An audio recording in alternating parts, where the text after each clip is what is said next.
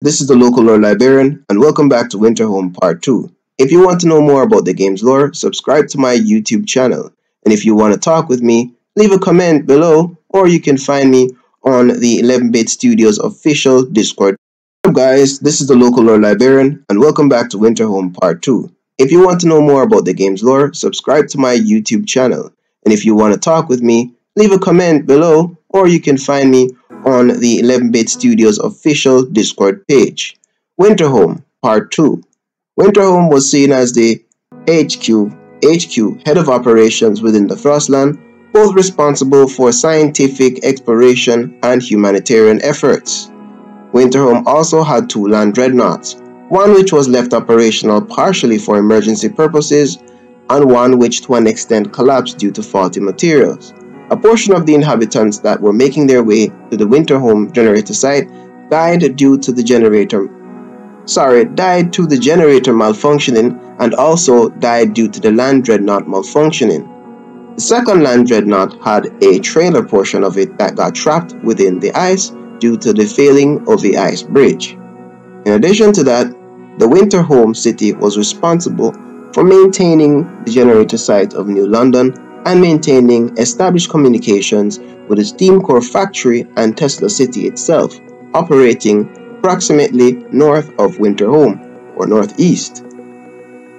Upon a few weeks after the city became well established and information was passing through, we received information from London itself that the city had fallen, and due to the falling of London, a lot of discontent occurred, knowing that we are to an extent now alone. And after that, a massive infighting occurred that resulted in a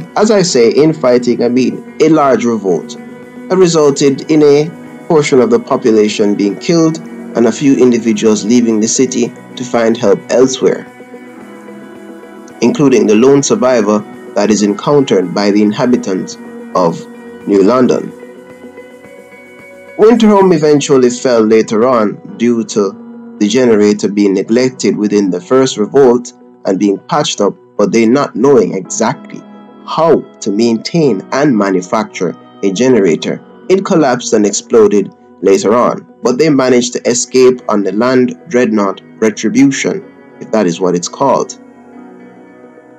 And it is still not known what happened to the individuals on that land dreadnought. But we do know that there was a team or a convoy that was making its way back to Winterhome but was unable to rendezvous with the city due to the infighting and the first and second explosion of the generator.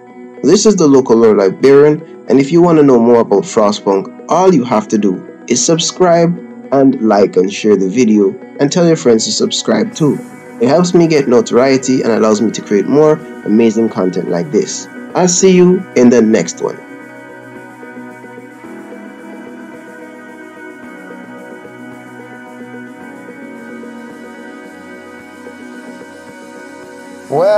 Well, there you have it. The final portion of the Winterhome story. So this is Frostpunk News and Radio. And if you got questions or if you want to ask me anything, you can always find me on the 11-Bit Studios Discord page, and you can always find me on my YouTube channel, or just hit me up. Just message me, ping me in the Frostpunk section or the Frostpunk lore, and I'll respond to you as quickly as possible. Possible, I'll respond to you as quickly. Yeah, thanks, man. Thanks, Shadow Knight. I'm just trying this out to see if it's possible. So then, you guys can actually talk to me live while I'm actually doing videos on Frostpunk and so forth. So yeah, thanks for the smiley face too, man. Whew. This is rough. I just wanted to make sure that this is actually going well, because then I might actually release the second recording. Alright, I'm gonna release the second recording now. Guys, this is the local lore librarian, and today we're looking at the Frostland and the refugees. Now let's get into the Frostland. The Frostland is a massive area that contains a lot of resources, points of interest, and some mysteries. In addition, it also contains your city. It's a frozen desert type landscape that to an extent has some areas with drinkable water that is accessible at the surface through cracks in the ice. And in addition to that, it also contains a lot of plants and wild animals. Some of the animals that exist in the Frostland include deer, you might see some moose, polar bear, seals, and oxen. Just a few of the animals that might exist or actually exist in the Frostland. You might see Arctic frogs and rabbits. How is it possible that these creatures are capable of surviving in such extreme conditions? It is known that certain animals, including frogs, have the ability to be partially frozen or completely frozen within the ice and still manage to survive. As the frost storm, or the massive storm that covers the Frostland, only lasts for approximately 5 to 7 days, from my understanding, these animals, as a great scientist from another science fiction movie, Jurassic Park, would say, life finds a way. Life somehow found a way to actually partially hibernate and be frozen at the same time, surviving the frigid conditions and then re-emerging after. Some animals, how they adapt to the situation is they huddle together and they use the warmth of each other to outdo the cold. But in a situation where the temperature can fall drastically, these animals might have developed additional fur, or they might have developed the instinct to burrow down into the snow and then huddle together underneath it. As seen with some Eskimo shelters, we know that it is possible for animals to actually create some form of shelter out of it by insulating themselves with a blanket of snow.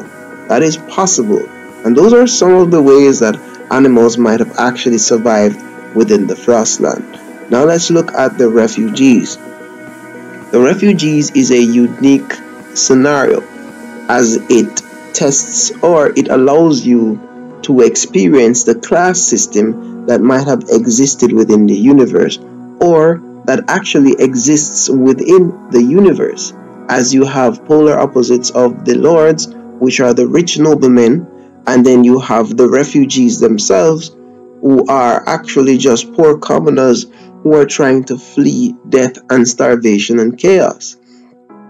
The commoners came upon the generator and occupied it, claiming it for themselves, and decided to hold the lords at ransom for their own generator. Who are the lords? The lords are a group of rich aristocrats, noblemen, and other well-established individuals of the day and age. The individuals are directly the ones who contributed in some way financially and mentally, and to an extent in other forms of technological advancement, to allow the expeditions up north earlier before the deep freeze actually destroyed everything to occur. And so, as a gratitude by Her Majesty's Empire and all other organizations associated with the scientific expedition to try and save humanity, they were given their own section of the Frostland, containing their priceless items, jewelry, machinery, flying equipment, you name it, the lords had it. They had all the gear and tech needed to survive. A portion of Nansen's expedition team was actually allocated to them to ensure that when they arrived to their generator site, everything would be in order. But as can be seen in every Frostpunk scenario, things never go as planned, and the lords somehow managed to become stranded, and some of them were at a radial mass at the time, and when situations got a little bit difficult and it was almost impossible to live there after a while, they decided to make the long journey towards the generator site that they saw actually up and running, and wondered who was there, made their way there. They were sick, afraid and cold and unhappy, and it is up to you as a player to ensure that the city survives and the conflict is resolved as they become united under one flag of humanity. There are options as to what happens to Lord Craven, who is the leader of the group, and if the situation sways a particular way, Lord Craven is killed. If not, he survives and everything is united. The radio mass might have been the Lord's means of communicating with other individuals within the Frostland, and it is unknown about the individual who managed to make off with the essential equipment for the radio mass. This is the local lore librarian. I'll see you in the next one. Well, that was the second video to go up, but it never made it up as yet. I haven't uploaded it as yet. I haven't done the animations, but you have a behind the scenes look of what is to come. I might make additional videos and I might just release them this way instead of actually doing them the other way, but I might just keep the two of them. So this was some additional lore, some questions that were asked on the Discord page. Shout out to Shadow Knight 15 for commenting and watching this live stream. This is the first of many live streams as I'm testing to see if it is actually workable. And yeah, I'll be continuously updating you guys on additional information and content. As soon as I research it, I will post it. But for now, this is the end of the live stream, and I'll catch you all on Discord.